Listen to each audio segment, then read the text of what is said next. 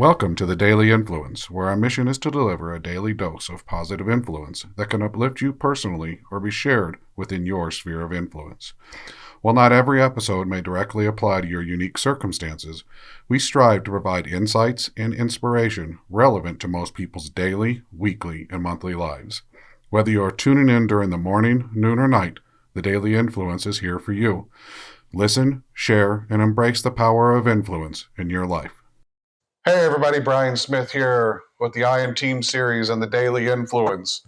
And we are going to finish up our week of using individualism for individualism, the ultimate oxymoron. And what we mean by that is being your best self for other individuals, being your best self, being selfish and your best self for larger individuals, one to many others coming together as one.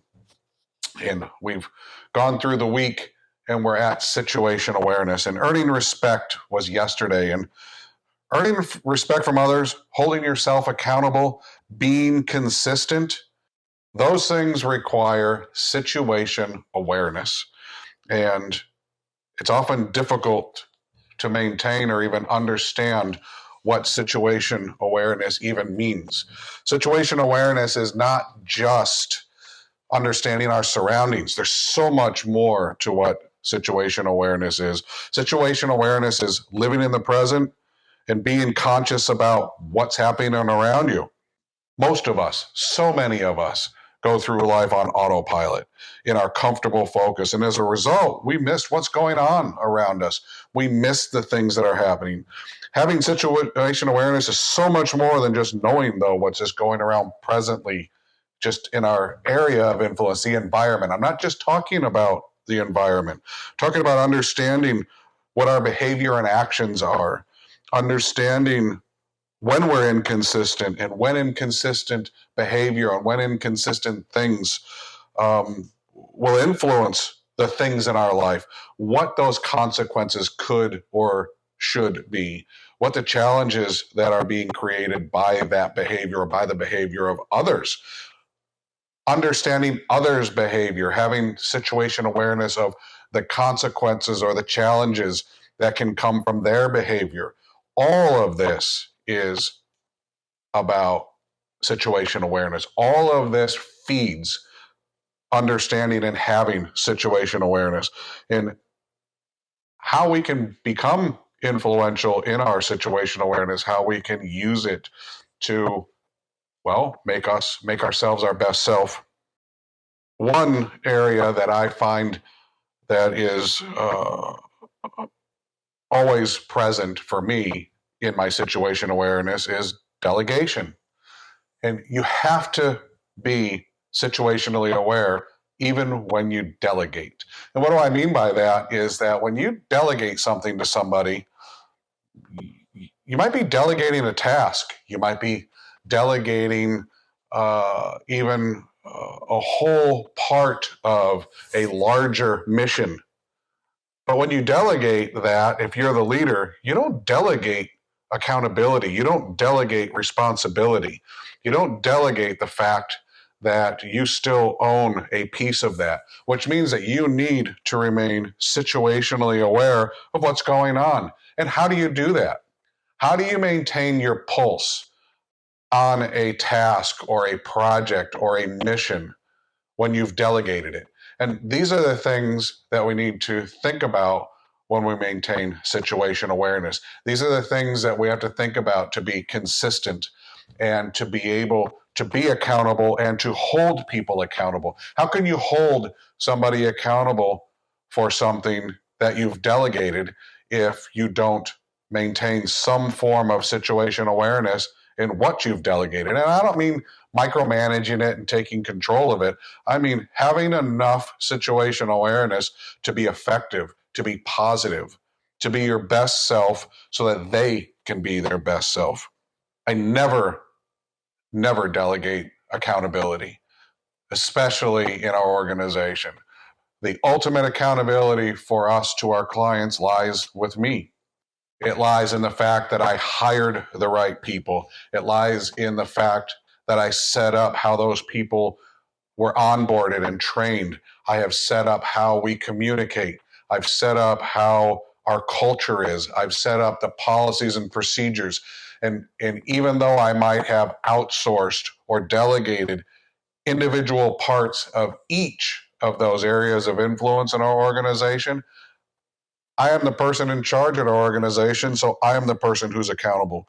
And I never give up more than I can accept accountability for, which means that when I started a company, I accept the ultimate accountability for what that company does.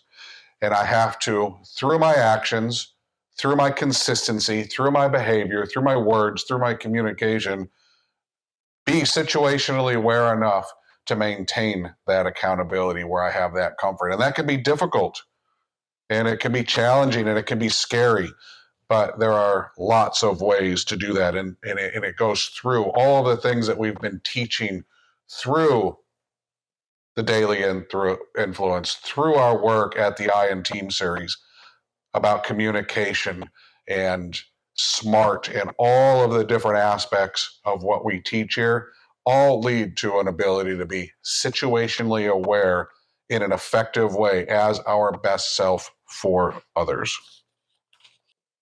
Situation awareness is also subjective.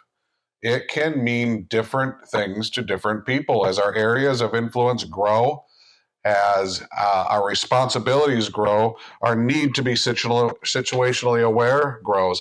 And we should be growing and expanding our abilities to be situationally aware as our responsibilities grow, as our leadership becomes more influential, as the decisions we make create more opportunities for others, as we became a larger and better self and influence more others within the larger individuals we belong to. As that expands and grows, we need to grow with that growth, grow with that responsibility, our ability to be situationally aware.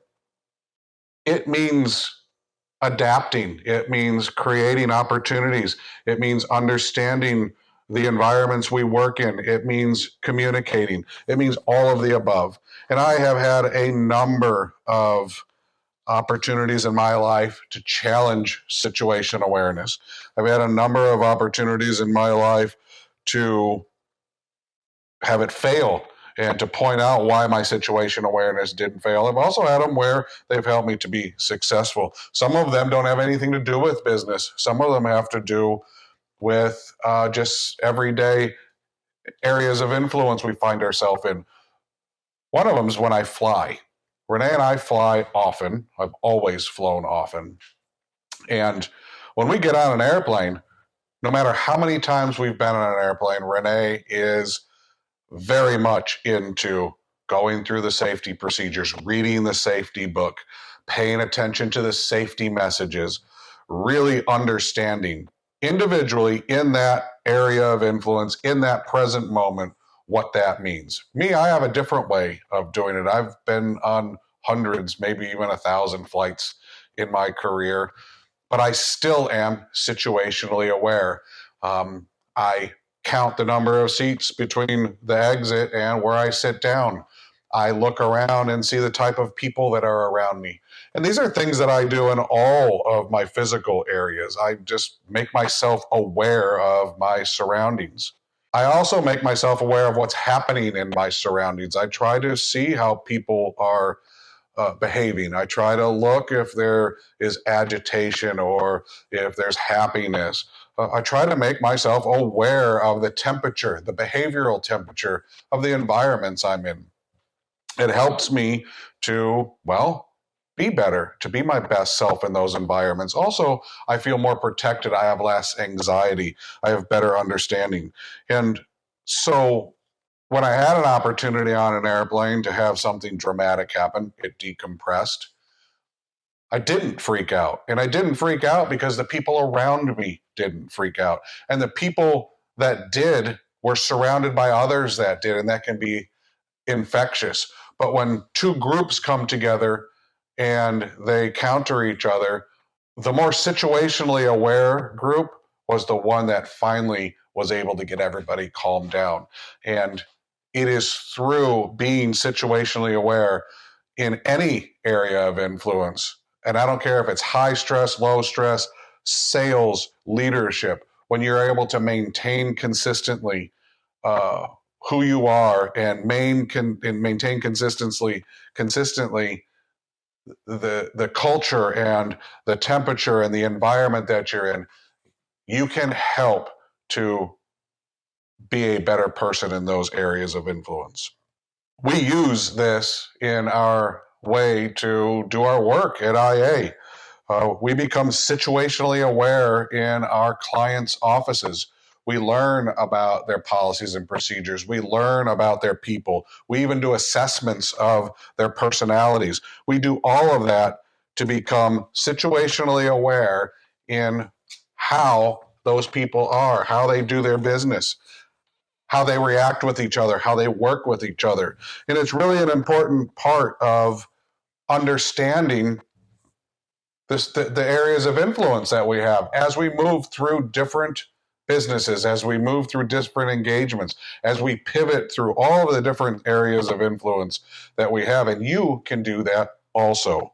And the way that we do that, and it's very simple, how do I become situationally aware of the different environments that I'm in? You ask questions. When we ask questions about those environments. We ask questions about whatever it is that we are being put into that we need to be situationally aware of. If it's an office environment, if it's a relationship with somebody, if it's a task, if it's a mission, if it's a goal, we become situationally aware of those things by asking questions. And when we do that, we become more understanding. We have an opportunity to be more consistent, and we can understand what accountability will mean in those areas of influence. And it will help us to communicate better. And through that communication, we can be better and be our best self. Do not fall into the trap as a leader of do as I say, not as I do. That's not being a leader. It's not okay to be in an environment uh, and be the person who only uses words but doesn't back that up. And that is also part of being situationally aware, being aware of yourself, your actions, and others. If you find yourself in one of those areas of influence, well, people don't do as they say. If they only say the words, but they do something that's opposite of that, use accountability, use the opportunity to be aware of that situation to help correct it and improve it and make it better. Key takeaways about situation awareness today are situation awareness is about living in the present and being conscious about what's going on around you. It only takes a moment. It only takes a moment to understand your surroundings. It only takes a moment to pay attention to the people in your areas of influence. It only takes a moment to see that somebody might be struggling through their body language, through their actions, through their words, through their tone. It takes a moment to slow down and understand the situation you find yourself and to apply lessons of leadership, empathy, communication, caring to help pivot and move through those situations and make them better. To be fully situationally aware, you need to have full context. Avoid making assumptions through subjectivity. Be objective. When you identify that there's something going on, ask the questions, dig to the root cause, get to the bottom of it, gain context, and make sure you have full context. Don't stop yourself midway because you think you know. Make sure that you know.